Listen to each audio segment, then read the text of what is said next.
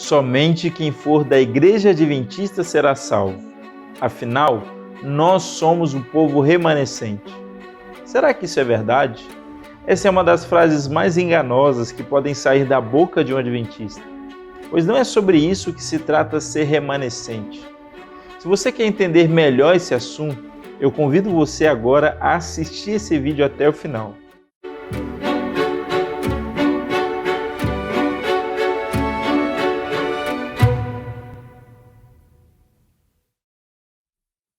Infelizmente, por conta da forma de pensar de alguns adventistas, muitas pessoas têm a falsa sensação de que nós somos um grupo exclusivista, porque, teoricamente, pregaríamos que somente os adventistas serão salvos. Além disso, o fato de nós nos considerarmos um povo remanescente, para alguns, pode significar que nós somos um modelo de igreja perfeita, que carrega o estandarte da verdade bíblica pura e completa. Mas será que é isso mesmo? Na Bíblia, do Gênesis ao Apocalipse, encontramos diversos grupos de pessoas que, através da direção divina, se tornaram remanescentes em sua época. E é isso que vamos estudar hoje. Vou trazer alguns exemplos de remanescentes e vamos entender à luz da Bíblia a verdade sobre esse tema. Para o vídeo não ficar muito técnico e um pouco difícil de entender, eu vou utilizar uma história bíblica muito conhecida, que vai ajudar a ilustrar o significado dessa palavra. Então, sem demora, vamos começar.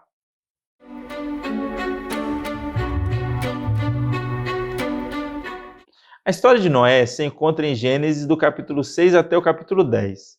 Começando pelo verso 9, diz assim: Este é o relato de Noé e sua família. Noé era um homem justo, íntegro e andava com Deus.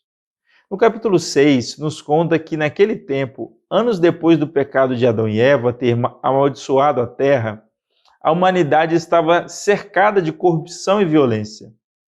A maldade na terra era tão grande que o verso 6 chega a dizer que Deus se arrependeu de criar o homem. Antes de continuar, é importante lembrar que o arrependimento divino não tem nada a ver com o arrependimento humano. Em Números 23:19 está escrito o seguinte: Deus não é homem para que minta, nem filho do homem para que se arrependa. Então, como podemos entender esse arrependimento, mencionado em Gênesis 6, verso 6? De forma simples, o arrependimento humano se trata da mudança de pensamento, de voltar atrás em suas decisões e escolhas. Já o arrependimento de Deus tem a ver com tristeza, dor e pesar. Então, quando Gênesis 6, verso 6 diz que Deus se arrependeu, está querendo dizer que ele sentiu profunda dor e tristeza por ter que destruir a humanidade que ele mesmo havia criado. Mesmo tentando explicar, é importante saber que é impossível para o ser humano compreender os sentimentos divinos.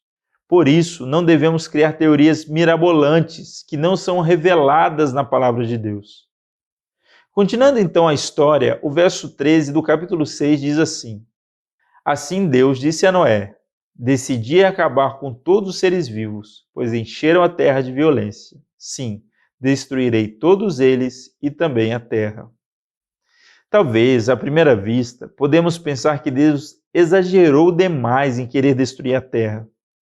Mas não podemos esquecer que esse mesmo Deus foi aquele que deu seu único filho para morrer e salvar todo aquele que cresce em seu nome. Então, para Deus chegar ao ponto de ter que destruir a terra, a situação deveria ser muito crítica. Provavelmente, a bondade do coração do homem estava à beira de acabar, e a verdade de que um dia Jesus viria a redimir este mundo do pecado se perderia para sempre, e o mundo estaria eternamente condenado. Porém, Deus é um Deus de misericórdia, e a essência do seu próprio ser é o amor.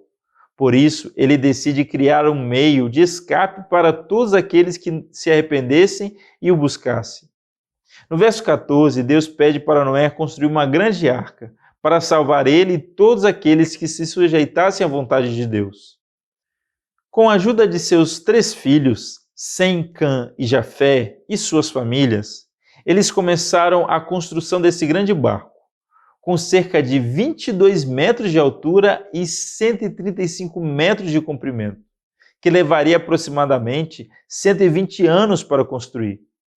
Isso só seria possível porque naquela época o homem ainda poderia viver durante muitos séculos, como pode ser comprovado na genealogia descrita no capítulo 5. Após a construção, Deus pede agora que Noé coloque na arca um casal de animais impuros e 7 casais de animais puros. Essa diferenciação de animal puro e impuro eu vou explicar em um outro vídeo posteriormente. Finalmente, o tempo da promessa de que haveria um grande dilúvio já estava prestes a se cumprir.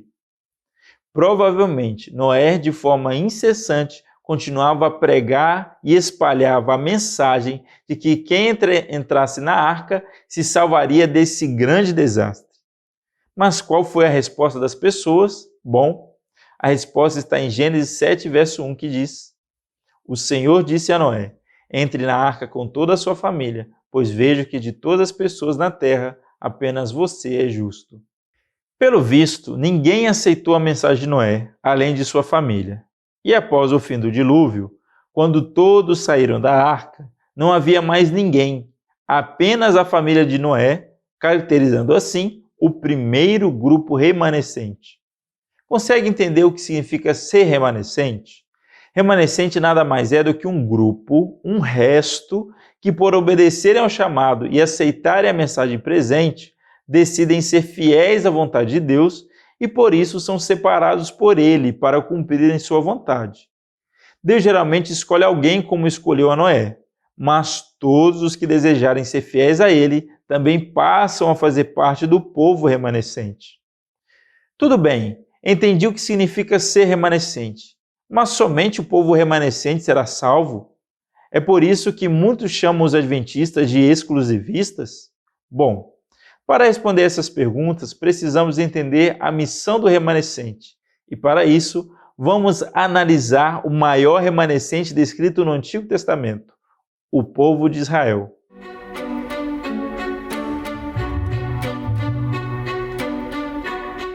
No Sinai, o povo de Israel entrou em uma aliança com Deus. Essa aliança era a conclusão da mesma que ele havia começado lá com Abraão, quando Deus promete que faria dele uma grande nação. Tanto o núcleo familiar de Abraão, de Isaac e de Jacó haviam sido remanescentes, pois diante de pessoas pagãs, eles carregavam consigo a verdade de um Deus único e verdadeiro, completamente diferente de qualquer outro Deus adorado naquela época. Agora, no deserto, as promessas feitas aos patriarcas se estendiam por toda uma nação de escravos, fugitivos do Egito, o povo de Israel. Podemos perceber isto na seguinte passagem. Agora, se me obedecerem e cumprirem minha aliança, serão meu tesouro especial dentre todos os povos da terra, pois toda a terra me pertence. Será meu reino de sacerdotes, minha nação santa. Esta é a mensagem que você deve transmitir ao povo de Israel. Êxodo 19, 5 e 6. Apesar de a nação de Israel ser o centro do Novo Testamento, comparada às grandes nações ao seu redor, ela era quase insignificante. Primeiro, porque ela surgiu de maneira tardia no Oriente Médio, pois nessa época só as pirâmides do Egito já haviam quase 1000 anos de existência. Em segundo lugar, porque a região de Israel era um lugar com uma população muito pequena, se comparado com a Babilônia e o Egito, por exemplo, pois a população desses reinos já era muito maior do que um dia Israel viria a ser. Por consequência, o judaísmo era uma religião quase esquecida diante de toda a idolatria em que viviam essas nações. E por fim, em terceiro lugar, ela também era muitas vezes vista de forma insignificante, porque também geograficamente, mesmo depois de as 12 tribos se expandirem ao máximo, nunca possuiu grandes quantidades de terra. Sendo assim, a importância de Israel não estava no seu tamanho, população ou conquista militar, mas sim foi a sua religião que tornou essa nação o centro da Bíblia. Somente essa nação manteve a fé original que passava pelo primeiro remanescente Noé e ia até Adão. Diante de um mundo idólatra e pagão, esse povo era o centro do conhecimento de Deus, onde a verdade se manifestava de maneira muito clara.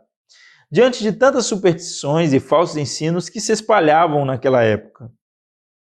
Em toda a região do antigo Oriente Médio, se via um extenso panteão de deuses que se manifestavam principalmente na natureza, como, por exemplo, o Deus Sol, o Deus das tempestades, o Deus dos mares, o Deus da terra e por aí em diante.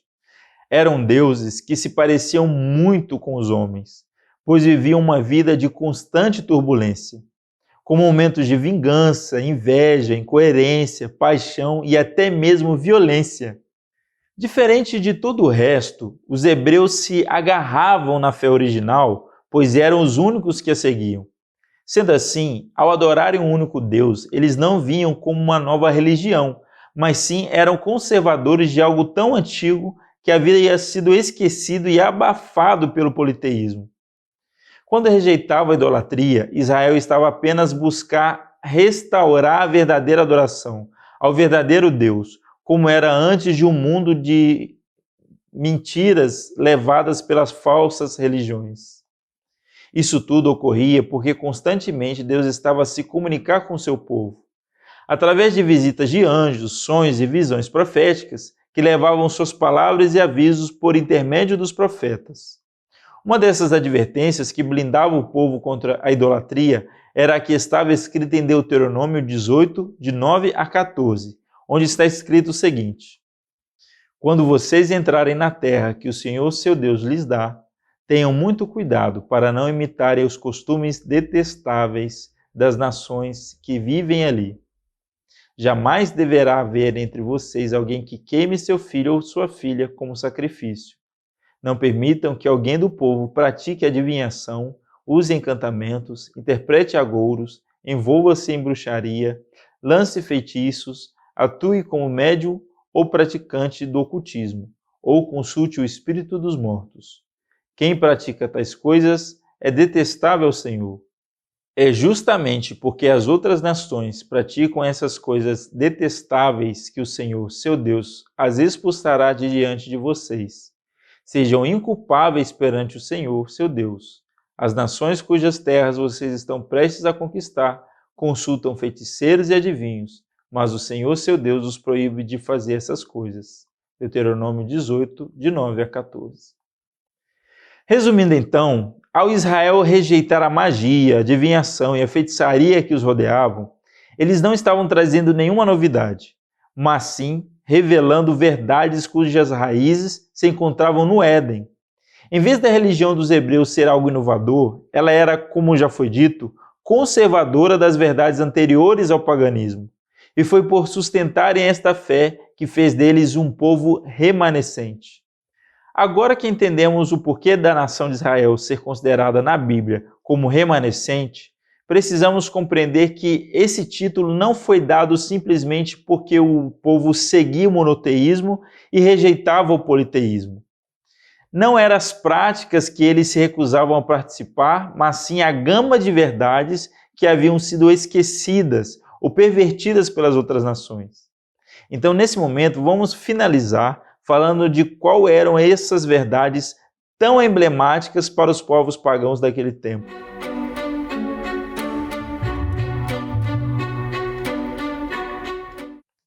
Em primeiro lugar, os filhos de Israel guardavam o sábado, que, como já vimos em vídeos passados, teve sua origem antes do pecado.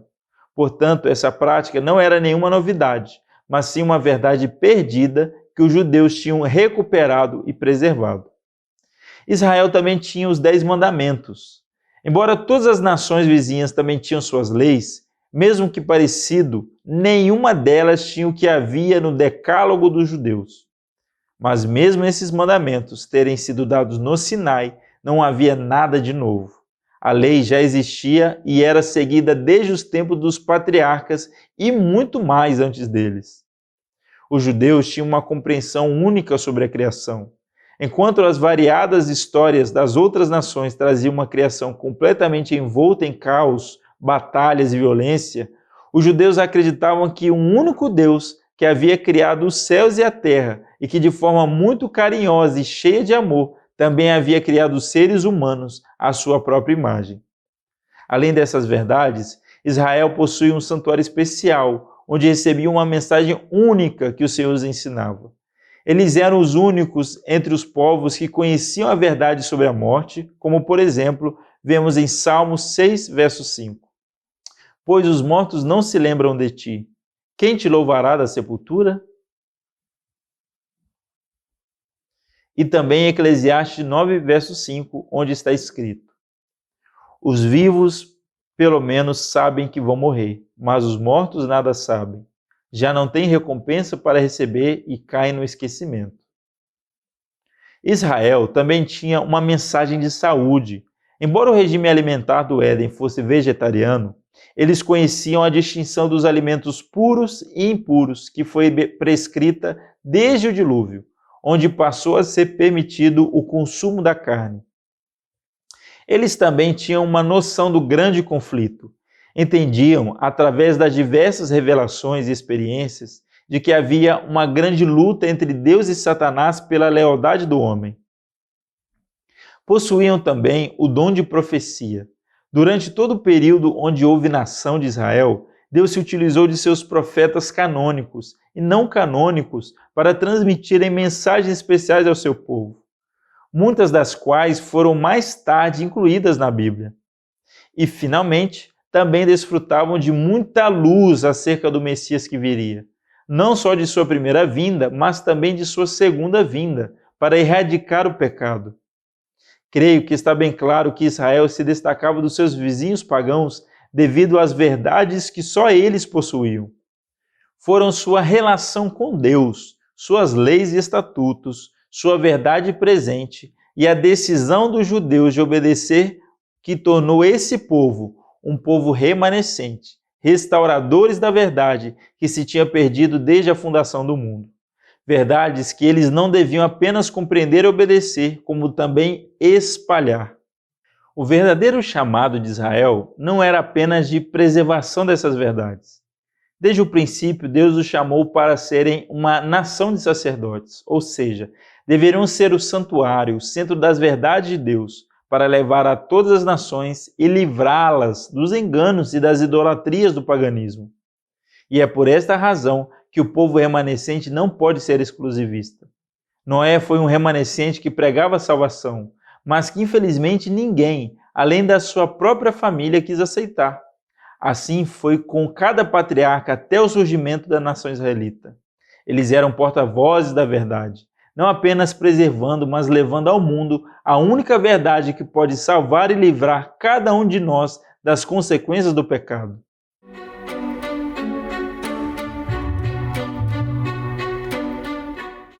Neste vídeo, creio que ficou claro para você o que significa ser ou pertencer a um grupo remanescente. Mas ainda ficou algumas perguntas sem resposta. Por exemplo, por que a Igreja Adventista se considera remanescente? E se essa igreja não for? Será que existe algum outro movimento cujas características revelariam o verdadeiro remanescente?